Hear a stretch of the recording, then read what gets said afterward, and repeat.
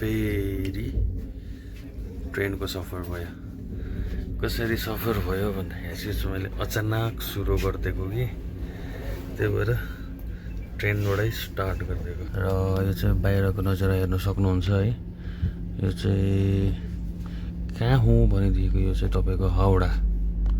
यहाँबाट भर्खर निस्केको बिहानको तपाईँको 5:40 भइसकेको छ है। यो चाहिँ बिहान पखाएको फेरि हो।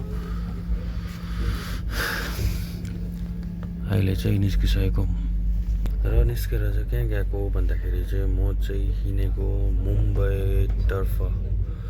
सो अब चाहिँ यहाँबाट कसरी पुग्छ के पुग्छ है, बिच बिचमा अपडेट दिइरहनेछु। ल मेरो यात्रा चाहिँ मुम्बईसम्मको लागि चाहिँ सुरु भइसकेको छ है आजको चाहिँ। र अहिले भने चाहिँ यहाँ चाहिँ कल्याण जङ्सनबाट चाहिँ निस्किसकेको छु है। यो चाहिँ मुम्बई पुग्नु आँटेको छ।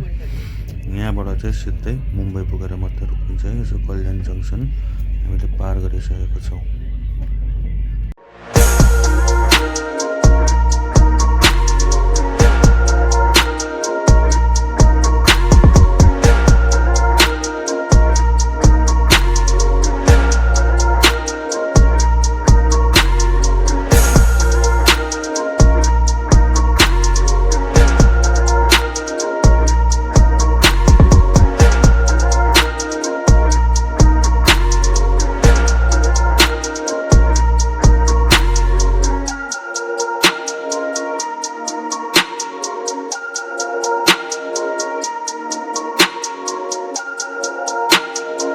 र अहिले भने चाहिँ मुम्बई पुगिसकेको छु म।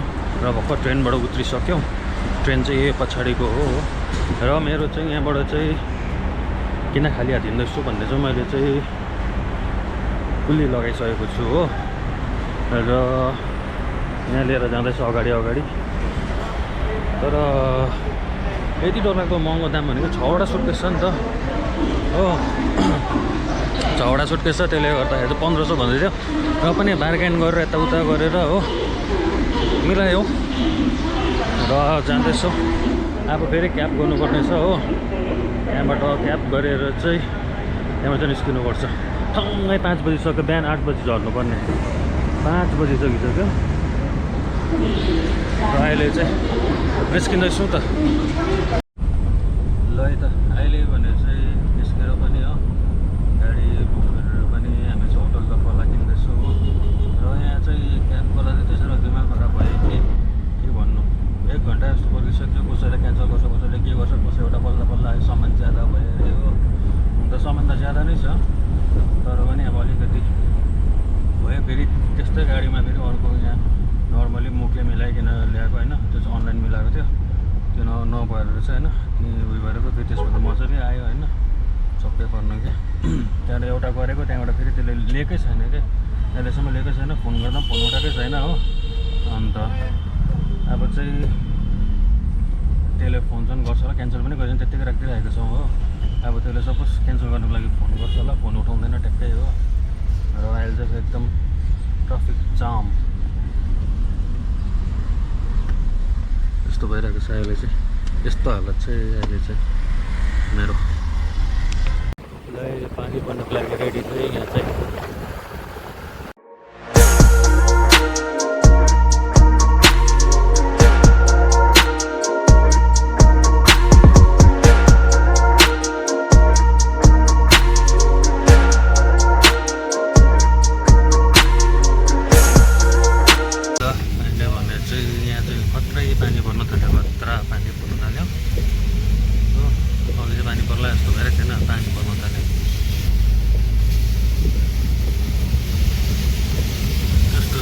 वेदर चाहिँ अहिले घाम अहिले पानी हो।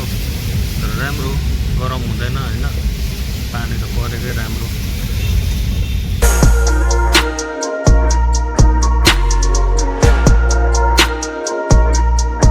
The next day. ल अहिले भने चाहिँ यसो बाहिर घुमाइ हुँदैछ।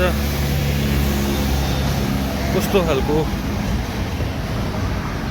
खालको घुमाइ भन्दाखेरि चाहिँ अलिकति त्यतिकै चारेको, त्यस्तो राम्रो जग्गा त छैन।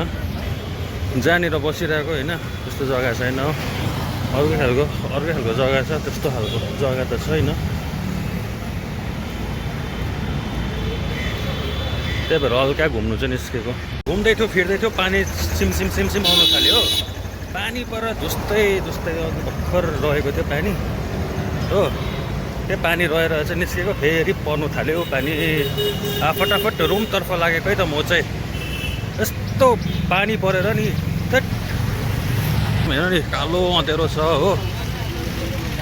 त्यही भएर चाहिँ अहिले चाहिँ हुँदैन, घुमाइ हुँदैन। रुममै अब सिधै अब रुममा त के देखाउनु होइन, पानी पर एक्सप्लोर त गर्नु पाएनौँ हो। र अब चाहिँ रुम गएको, सिधै अब भोलि भेटौँ ल।